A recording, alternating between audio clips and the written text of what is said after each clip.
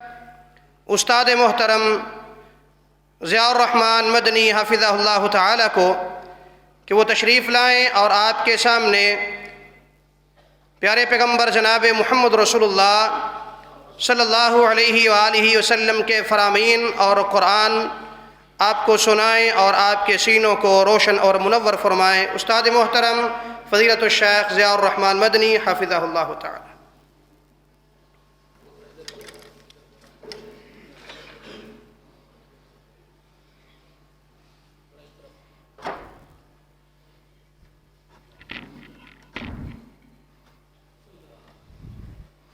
السلام علیکم ورحمۃ اللہ وبرکاتہ۔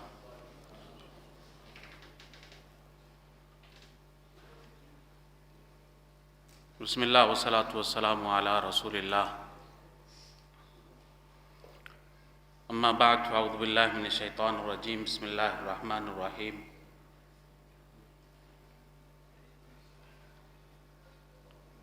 قال تعالی وما امروا الا لیعبدوا اللہ مخلصین لہ الدین، وقال النبی صلی اللہ علیہ وسلم ان اللہ لا ينظر الى وجوہکم واموالکم ولكن ينظر الى قلوبکم واعمالکم، او کما قال النبی صلی اللہ علیہ وسلم۔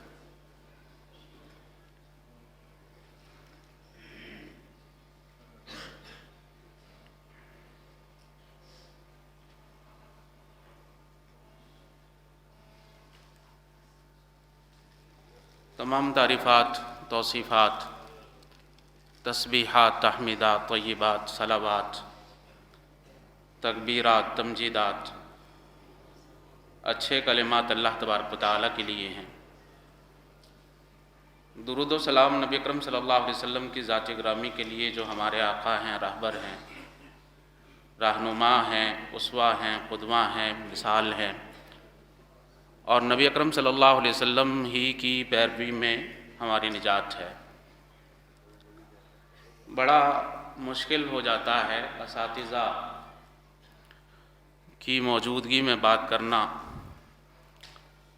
لیکن میرے بڑے بھائی ابراہیم طارق صاحب نے حکم دیا ہے، اس حکم کی تعمیل ہو رہی ہے، اور دعا ہے کہ اللہ تبارک و تعالی اس طرح کی محفلوں کو، اس طرح کے اداروں کو آباد اور شاد رکھے، اللہ تبارک و تعالی ہر قسم کے فتنوں سے محفوظ فرمائے۔ تو بات بنیادی جو ہے وہ آپ نے جو آیتیں سنی ہیں، حدیث سنی ہے، پیغام تو آپ تک پہنچ چکا ہے۔ ہم سب کو معلوم ہے کہ اللہ تبارک و تعالی نے ہمیں اس دنیا کے اندر خوبصورت عمل کرنے کے لیے بھیجا ہے، لِيَبْلُوَكُمْ أَيُّكُمْ أَحْسَنُ عَمَلًا۔ اس دنیا میں ہم خوبصورتی بکھیرنے کے لیے آئے ہیں۔ نبی اکرم صلی اللہ علیہ وسلم کی سب سے زیادہ جو دعا ہوا کرتی تھی وہ یہی ہوا کرتی تھی، ربنا آتنا فی الدنیا حسنہ وفی الآخرۃ حسنہ وقنا عذاب النار۔ اے اللہ تبارک و تعالیٰ میری دنیا بھی حسین ہونی چاہیے، آخرت بھی حسین ہونی چاہیے، اور جو سب سے بڑی بدصورتی ہے جہنم کی صورت میں، میں اس سے پناہ مانگتا ہوں۔ تو ہم اس دنیا میں خوبصورتی بکھیرنے کے لیے آئے ہیں، اور آپ کو معلوم ہے کہ خوبصورتی انسان کی آنکھ میں ہوتی ہے۔ یہ ضروری نہیں ہے کہ میں جسے خوبصورت سمجھتا ہوں وہ آپ کو بھی خوبصورت نظر آئے۔ میرے دیکھنے کا کچھ اور انداز ہو سکتا ہے، آپ کے دیکھنے کا کچھ اور انداز ہو سکتا ہے۔ تو یہاں پر جو خوبصورتی ہے جو اللہ تبارک و تعالیٰ چاہتے ہیں وہ خوبصورتی کیا ہے؟ یعنی اللہ تبارک و تعالیٰ کے ہاں خوبصورت چیز کس طرح بنتی ہے؟ اللہ تبارک و تعالیٰ کے ہاں خوبصورت چیز اس طرح بنتی ہے جو حدیث جبریل میں بیان کی گئی ہے، کہ سب سے پہلے اسلام کے بارے میں پوچھا گیا، نبی اکرم صلی اللہ علیہ وسلم نے بتایا۔ پھر ایمان کے بارے میں پوچھا گیا، نبی اکرم صلی اللہ علیہ وسلم نے بتایا۔ پھر نبی اکرم صلی اللہ علیہ وسلم سے پوچھا گیا کہ یہ سب سے اعلیٰ اور خوبصورت چیز کیا ہے؟ اخبرنی عن الاحسان۔ تو نبی اکرم صلی اللہ علیہ وسلم نے جو خوبصورتی کی بنیادی شرط ہے اخلاص، اسے نبی اکرم صلی اللہ علیہ وسلم نے بیان کیا، ان تعبد اللہ کأنک تراہ فإن لم تکن تراہ فإنہ یراک۔ اللہ تبارک و تعالیٰ کے ہاں عمل اس وقت خوبصورت ہوتا ہے جس قدر اس میں اخلاص ہوتا ہے، اور بظاہراً کس قدر ہی خوبصورت عمل کیوں نہ ہو۔ کیا نماز سے بھی خوبصورت کوئی عمل ہو سکتا ہے؟ لیکن اگر اس کے اندر اخلاص نہیں ہے تو فویل للمصلین الذین هم عن صلاتهم ساہون الذین هم یراؤون۔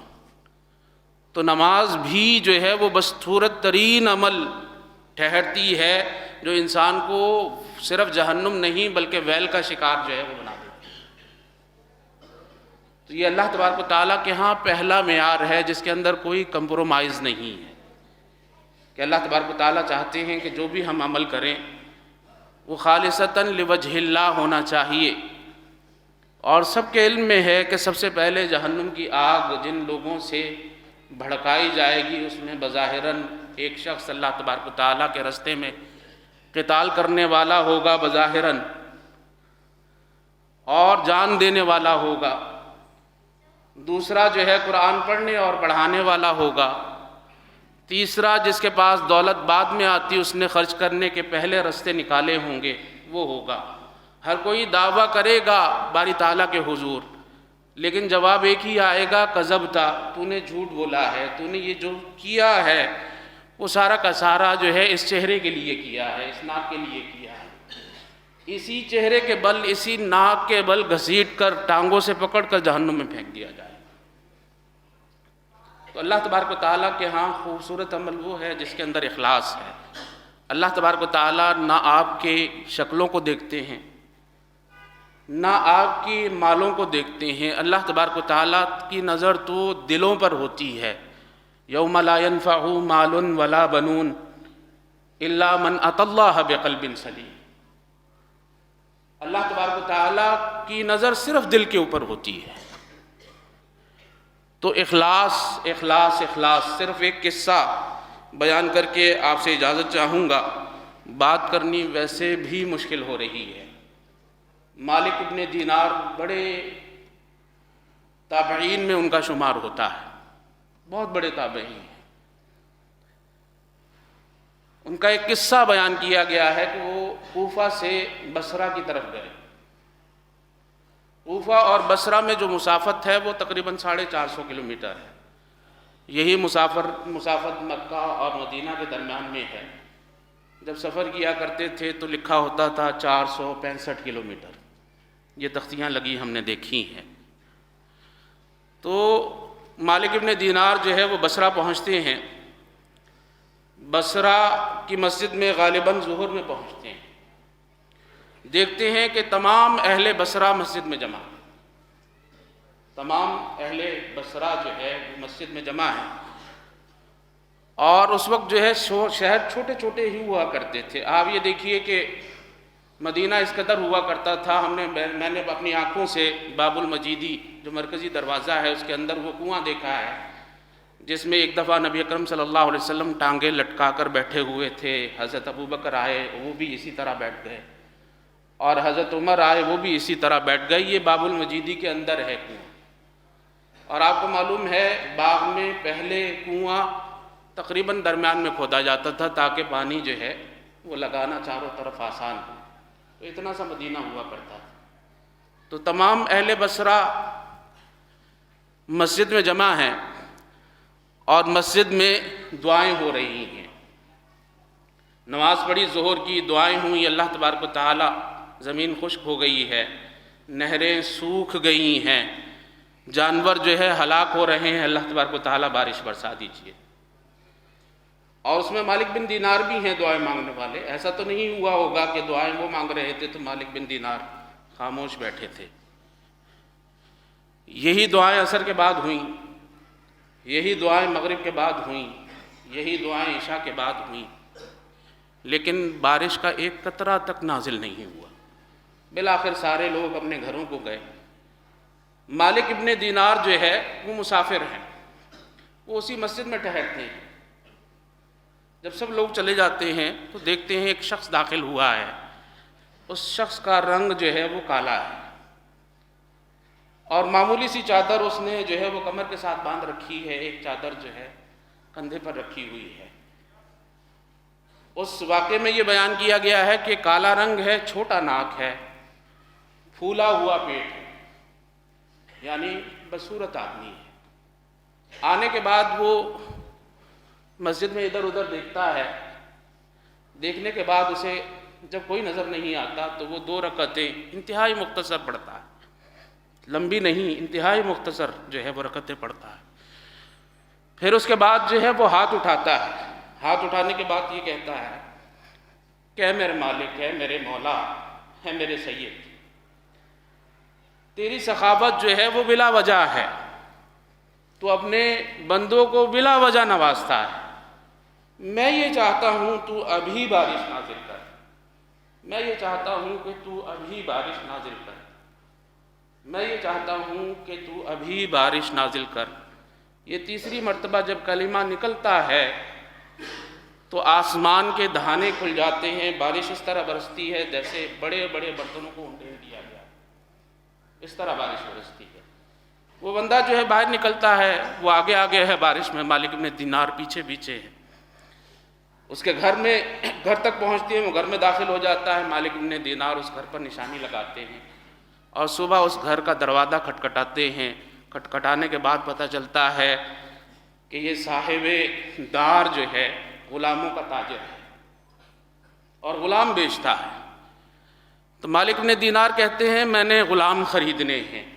وہ بڑے 4 خوبصورت صاحب ہنر اور جو ہے طاقتور غلام اس کے سامنے کھڑے کر دیتے ہیں۔ تو مالک ابن دینار کہتے ہیں کہ یہ مجھے نہیں چاہیے۔ کہا نیکسٹ ٹائم جب منڈی لگے گی تو میں پھر نیا سودا لے کر آؤں گا، ابھی تو میرے پاس یہ 4 ہی ہیں۔ ایک کٹیا میں گھر کے اندر جو ہے نظر پڑتی ہے، وہی غلام باہر آ رہا ہوتا ہے۔ تو مالک ابن دینار کہتے ہیں مجھے یہ چاہیے، مجھے یہ چاہیے۔ تو وہ غلاموں کا تاجر یہ کہتا ہے یہ کسی کام کا نہیں ہے۔ مالک ابن دینار کہتے ہیں چاہیے تو مجھے یہی ہے۔ تو وہ کہتے ہیں تمہاری مرضی ہے، لیکن بعد میں نہیں یہ کہنا کہ تمہارے ساتھ دھوکہ ہوا ہے۔ مالک ابن دینار اس کو خرید لیتے، خریدنے کے بعد جو ہے باہر نکلتے ہیں۔ وہی جو مالک نے اعتراض کیا ہے وہی غلام کہتا ہے خرید تو لیا ہے، لیکن یہ بتاؤ خریدا کیوں ہے؟ میں تو کسی کام کا نہیں، مجھ سے زیادہ وجیح، مجھ سے زیادہ خوبصورت، مجھ سے زیادہ طاقتور، مجھ سے زیادہ صاحب ہنر، ان کو ریجیکٹ کیا ہے، مجھے کیوں سلیکٹ کیا؟ تو مالک ابن دینار جو ہے وہ بتا دیتے ہیں کہ کس وجہ سے آپ میرے نظر انتخاب ٹھہرے ہو۔ تو اس شخص کا چہرہ فک پڑ جاتا ہے، وہ کہتا ہے کہ شاید آپ کو غلط فہمی ہوئی ہے، ایسی کوئی بات نہیں ہے، رات کے اندھیرے میں آپ کو مغالطہ لگ گیا ہے۔ مالک ابن دینار مصر رہتے ہیں، کہتے ہیں نہیں، آپ ہی ہو۔ وہ کہتا ہے مجھے سے ایک اجازت دیجیے، میں اللہ تبارک و تعالیٰ کے حضور سجدہ کرنا چاہتا ہوں۔ بہرحال سجدے میں گر پڑتا ہے اور جو ہے اللہ تبارک و تعالیٰ سے باتیں شروع کر دیتا ہے۔ جب تھوڑا سجدہ لمبا ہوتا ہے تو مالک ابن دینار چھپ کر سننے کی کوشش کرتے ہیں۔ تو یہ الفاظ جو ہے مالک ابن دینار کی سماعتوں سے ٹکراتے ہیں، یا صاحب السر، یا صاحب السر ان السر قد ظہر ولا ارید الحیات بعد مشتہرا۔ او رازوں والے، تو نے تو میرا راز کھول دیا ہے، اس مشہوری کے بعد میں جینا نہیں چاہتا۔ اور مالک ابن دینار کہتے ہیں اسی وقت اس کی روح پرواز ہو جاتی۔ ہمارے اساتذہ نے ہمیں یہ بتایا ہے، عبداللہ بن ناصر رحمانی حافظہ اللہ تعالیٰ کے منہ سے میں نے یہ الفاظ سنے ہیں کوئی تو ایسا عمل ہو جو آپ کی بیوی کو نہ پتہ ہو، کوئی تو عمل ایسا ہو جو آپ کی اولاد کو نہ پتہ ہو۔ اللہ کی قسم ہم مشہوری کے بغیر ہمارے لیے جینا تصور سے باہر ہے۔ کیا مشہوری ہوئی تھی؟ ایک مالک ابن دینار ہی کو تو پتہ چلا تھا، ایک مالک ابن دینار ہی کو تو پتہ چلا تھا۔ ہم جو ہے وہ مشہوری کے بغیر ہماری زندگی نہیں ہے، اور ان کے لیے مشہوری جو ہے، والد گرامی کہا کرتے تھے کہ دو آدمی جب بات کرتے ہیں تو پھر میں اپنا دماغ بند کر دیتا ہوں۔ دو آدمی جب بات کرتے ہیں تو میں اپنے دماغ کے اوپر تالے لگا لیتا ہوں، پھر میں سوچتا نہیں ہوں، پھر جو ان کی طرف سے بات آتی ہے اسے میں من و عن قبول کرتا ہوں۔ ایک صالح حسین صاحب کے بارے میں انہوں نے یہ کہا تھا، اور دوسرا جو ہے غازی عبد الکریم صاحب کے بارے میں یہ کہا تھا۔ اور غازی عبد الکریم صاحب کی یہ بات ہے کہ مجھے ٹٹی اور پیشاب سے اس قدر نفرت نہیں ہے جس قدر مجھے مشہوری سے نفرت ہے۔ اللہ کی قسم یہ ادارہ ہے، یہ ادارہ بھی صوفی عبداللہ رحمہ اللہ کے اخلاص ہی کا تسلسل ہے، نہ یہ ابراہیم صاحب کا کوئی کارنامہ ہے، نہ یہ جو ہے وہ ظفر اللہ صاحب کا کوئی کارنامہ ہے۔ یہ اس جو ہے مرد کا جو اللہ تبارک و تعالیٰ کے لیے فنا ہوا، یہ اس کی نیکیوں کا سلسلہ ہے جو اللہ تبارک و تعالیٰ نے جو ہے وہ قائم و دائم رکھا ہے۔ ما کان للہ فہو یبقی، یہ امام